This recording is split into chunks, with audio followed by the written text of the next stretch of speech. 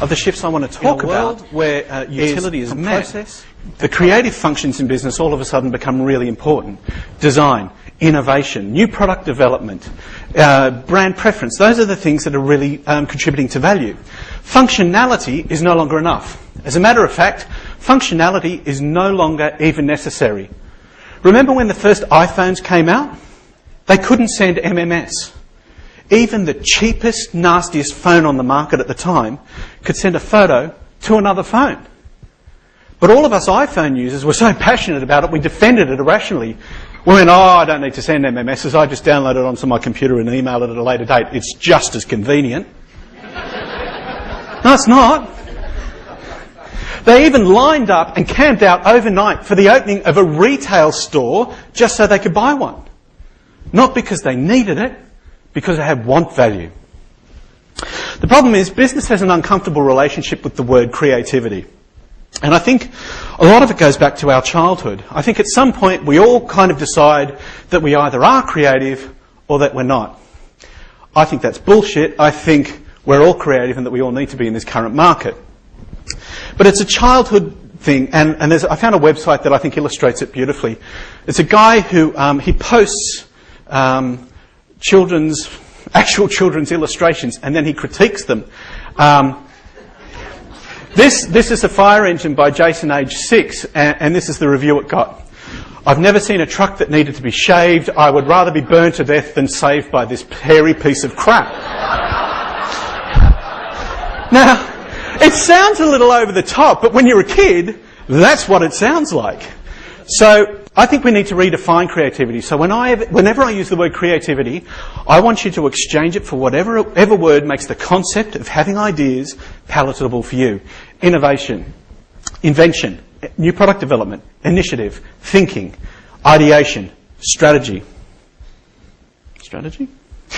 Not there. So I actually think that creativity is problem solving. The way I think of it is problem solving because it changes the way that I approach the process. So we started creating ads for them that leveraged off stuff that was in the news, stuff that people were already talking about at the time. Now, at the time, Pauline Hanson was running for office on a Australia is for Australians platform. So we had enough money to buy one poster, and so we put it up in Queensland, across the road from Pauline Hanson's electoral office, which is a long way from the nearest restaurant in Bondi. And we had a picture of a black chicken, a white chicken, and a brown chicken, and we ran the headline, "We're all the same on the inside, Pauline."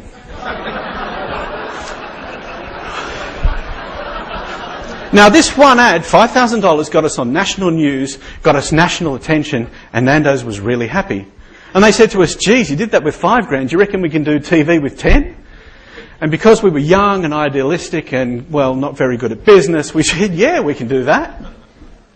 And so what we did was they could only afford to run the ad after midnight, so we deliberately designed an ad that was supposed to look cheap and appropriate to the time slot. So this is the ad that we ran. Why not spoil yourself tonight? We're very eager to please. Prefer something a little exotic, insatiable? Have both of us. For the hottest chickens, call Nando's.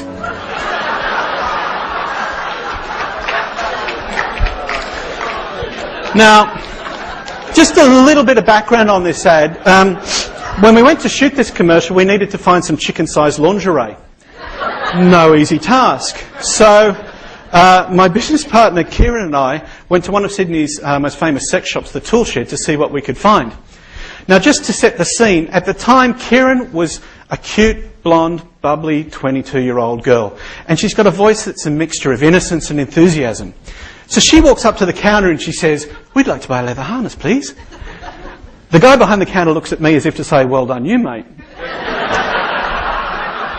And then she adds, "But it's got to be small enough to fit on a chicken." At this point, every pervert in the tool shed stops what they're doing and looks at Kieran and I like we've taken things to a level they never imagined possible. Anyway, these two very cheap commercials help leverage Nando's onto a national stage and help them expand their franchise around the country. It was a small budget, and when you've got a small budget, you need to be provocative. There's no playing safe when you're small.